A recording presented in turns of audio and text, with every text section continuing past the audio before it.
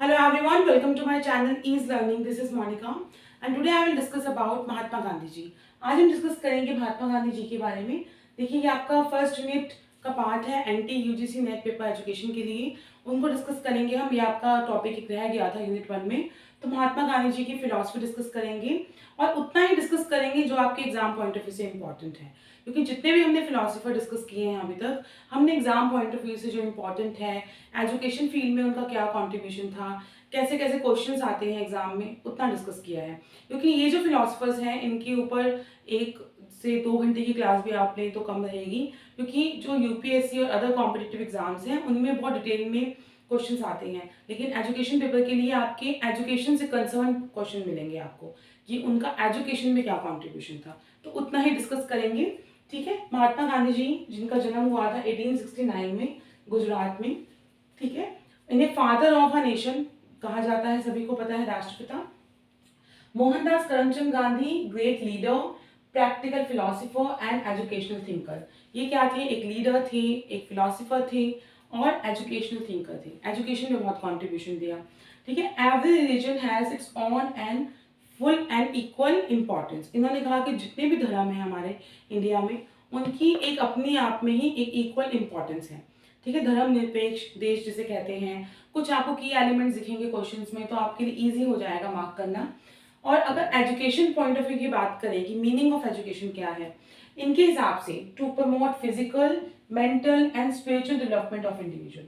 ठीक है. इनके हिसाब से जो एजुकेशन ऐसी होनी चाहिए जो आपको फिजिकली भी आप में डेवलपमेंट लेकर आए, मेंटली आपके स्किल्स डेवलप करें, स्पिरिचुअल आप एक रिलीजन के प्रति भी और एक स्पिरिचुअल फीलिंग हो आपके अंदर. ठीक है. तो वो सारी डेवलपमेंट, या शॉर्ट में कहें तो ऑल राउंड डेवलपमेंट. कहीं आपको ऑल राउंड डेवलपमेंट कंसेप्ट दिखे तो गांधी जी के अकॉर्डिंग है वो. उन्होंने फिजिकल, मेंटल, इमोशनल, स्पिरिचुअल सभी टाइप के डेवलपमेंट की बात की. ठीक है. सेल्फ रियलाइजेशन की बात की कि अल्टीमेटली एजुकेशन का एम यही है कि आप सेल्फ रियलाइजेशन कर लें. Basic education scheme, Wardha scheme, नई तालीम, ये दी थी गांधी जी ने.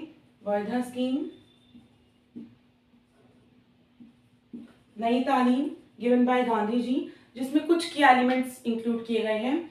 Free and compulsory education, age group of 7 to 14 years, कि 7 से 14 साल के बच्चों के लिए free and compulsory education. Craft as a centre of education.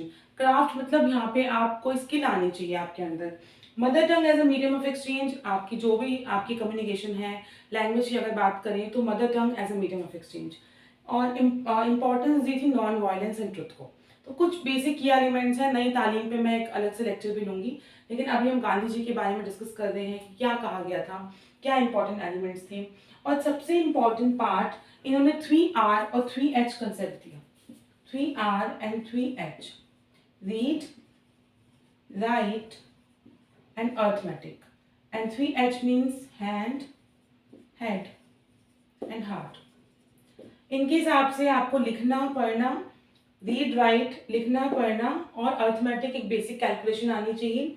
3H concept कि आपका हैंड, आपका हेड और आपका हार्ट आपके कंट्रोल में होना चाहिए. जब ये तीनों चीज़ें आपके कंट्रोल में है तो आप बहुत ही अपना बेस्ट देते हैं. हैंड यहाँ पे आपकी स्किल्स के लिए है, head for your mental ability, heart for your emotional intelligence और इमोशनल स्किल्स. यहाँ पे इमोशनल फीलिंग की बात करेंगे, इफेक्टिव डोमेन आ जाता है इसमें. तो इन्होंने कंसेप्ट दिया 3R and 3H. Mahatma Gandhi ji के बारे में थोड़ा सा बेसिक हमने सीखा अभी कि बेसिक एजुकेशन स्कीम दी थी इन्होंने.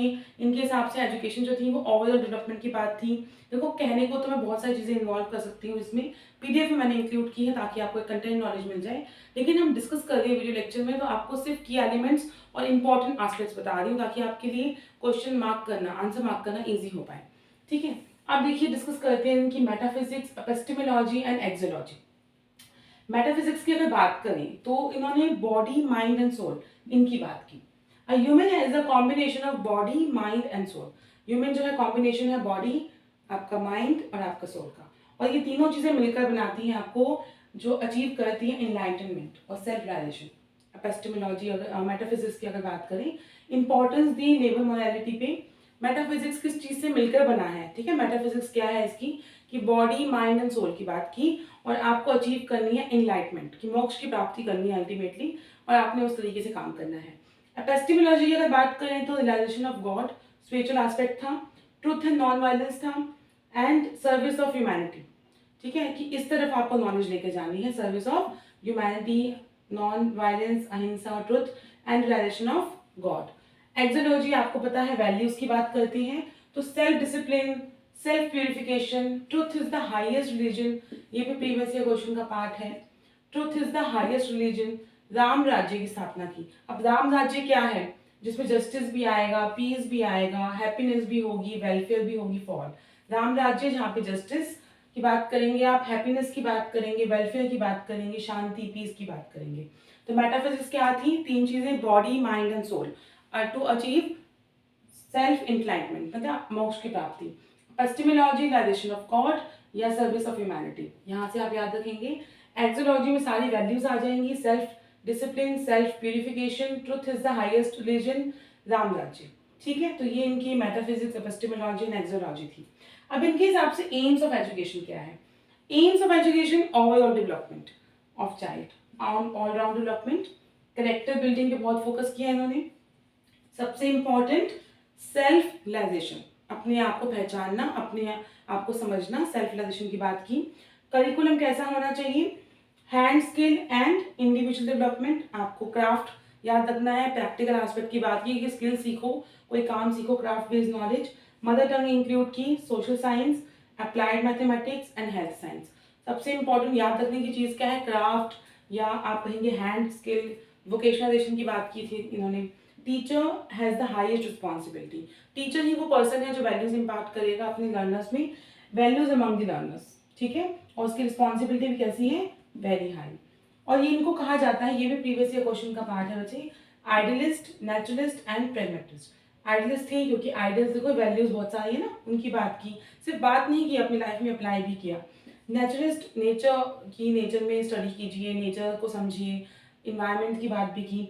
प्रैग्मेटिक की, आपको प्रैक्टिकल एटीट्यूड की बात की कि वैल्यूज होती हैं आपके अंदर, लेकिन आप स्किल बेस्ड एजुकेशन दीजिए, प्रैक्टिकल एस्पेक्ट कि फिजिकली जो रिसोर्सेज हैं वो बहुत ही लिमिटेड हैं, उन्हें बेस्ट यूज़ कीजिए। तो ये थी गांधी जी की फिलॉसफी पेपर 2 में पीरियड 1 के लिए। तो गांधी जी का जन्म कहाँ हुआ था? गुजरात में हुआ था। फादर ऑफ अ नेशन भी कहा जाता है इन्हें। इनके तीन हमने कंसेप्ट समझे, मेटाफिजिक्स, एपिस्टेमोलॉजी एंड एक्सोलॉजी। जो इंपॉर्टेंट एलिमेंट्स है वही इंक्लूड किए हैं, 3H and 3R, read, write and arithmetic, लिखना, पढ़ना और कैलकुलेशन करना। 3H, your head, your heart and your hand. ठीक है, इसके बाद एम्स ऑफ एजुकेशन की एलिमेंट याद रखिए, all round development. Curriculum, your hand skill, skill based education, mother tongue should be there. Teacher has the highest responsibility, और इन्हें idealist, naturalist and pragmatist तीनों कहा जाता है। ठीक है, आई होप आपको क्लास अच्छी लगी होगी, और क्लासेस अच्छी लग रही है तो please like, share and comment. Thank you.